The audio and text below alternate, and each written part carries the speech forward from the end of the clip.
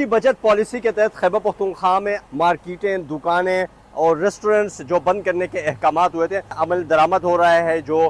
شہری سائٹس ہیں، جو مختلف فوڈ اسٹریٹس ہیں، وہاں پہ ہم دیکھ رہے ہیں انتظامیہ کے لوگ بھی موجود ہیں اور دکانوں کو بند کرنے کے جو احکامات ہوئے تھے اس کے اوپر عمل درآمد کو یقینی بنا رہے ہیں۔ مختلف جو مارکیٹس ہیں، بازار ہیں، دکانیں ہیں، وہ جزوی طور پر کھلی ہے، کچھ دکانیں بند ہیں، کچھ مارکیٹس جو ہیں وہ اوپن ہیں، جبکہ ریسٹورنٹس جو ہیں، جوس پوائنٹس، ریسٹورنٹس اور دیگر جو پوائنٹس ہیں وہ کھلے ہوئے ہیں۔ پشاور صدر بازار، یونیورسٹی روڈ، حج نگری اور جو دیگر بزی بازار ہیں وہ اوپن ہے، قصہ خانی اور جو دیگر، اور وہاں پہ چہل پہل ہے، زندگی روان دوا ہے، اور جو لوگ خریداری اور خاص کر ریسٹورنٹس ہم دیکھ رہے ہیں وہاں پہ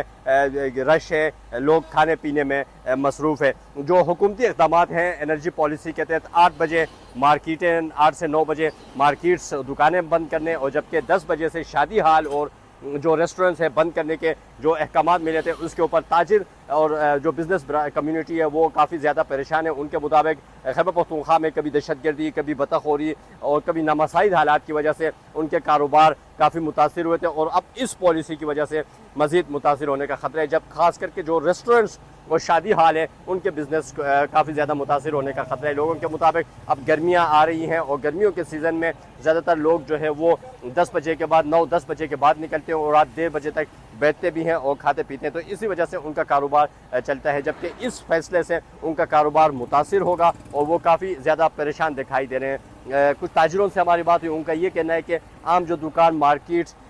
جو دیگر جزء ہیں وہاں پہ صبح کے اوقات میں، دن کے اوقات میں خریداری ہوتی ہے اور شام کے ٹائم جلدی بند کرنے سے ان کے اوپر اتنا فرق نہیں پڑے گا جتنے ریسٹورنٹ اور شادی ہال کے جو بزنس ہے ان کے اوپر۔ وہاں پہ بند ہونے کی وجہ سے لوگ نکلیں گے نہیں، تو اس کی وجہ سے ان کا کاروبار شدید متاثر ہوگا۔ انہوں نے حکومت سے اپیل کی ہے کہ اس کے اوپر الٹرنیٹ کچھ لاہ عمل اقدامات اٹھائے اور اس